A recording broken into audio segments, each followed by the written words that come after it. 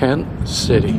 Those two words stir up a lot of emotion around in Western. The big picture of this situation that we're in right now, okay, is the continual hand-me-down dinosaur corruption right here in Wayne I'm County. a little nervous because I don't want the conflict. I definitely don't want to be hurt. Like I said, I don't want to even take a chance of getting hurt. I mean, I've never wore a bulletproof vest in my life. Roger Atkins will tell anyone who'll listen he's a chief in the Chickahominy tribe. He hates the name Tent City. To him, that place along Madison Avenue is the Chickahominy Tribal Rescue Mission. Not a homeless shelter, not a tent city. Though, to be fair, there were tents there, lots of them. Atkins and the other residents who called the place home had their supporters. Leave them alone, they said. Don't evict them. They're not hurting anybody. Then, there were those who saw the residents as a problem that needed to be fixed. In Tent City, a place that needed to be cleaned. I have no problem with people living in tents by a creek. The problem here was all of the so-called residents were trespassers.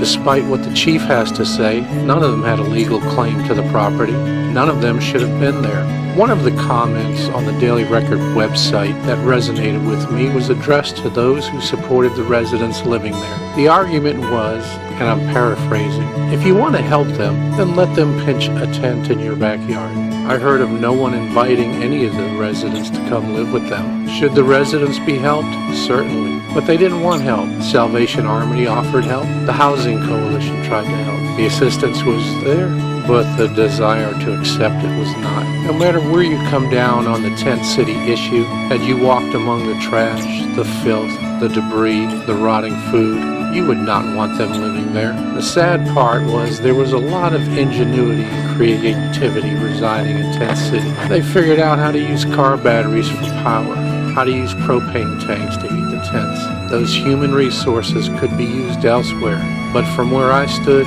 they were wasted on Tent City.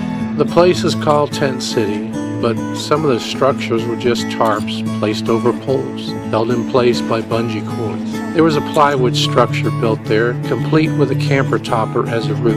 How did all of this stuff get there, and how come we never saw it? I don't know. If you want to help, keep an eye on your family members and friends. I have no idea how someone ends up in a tent by a creek, living in filth.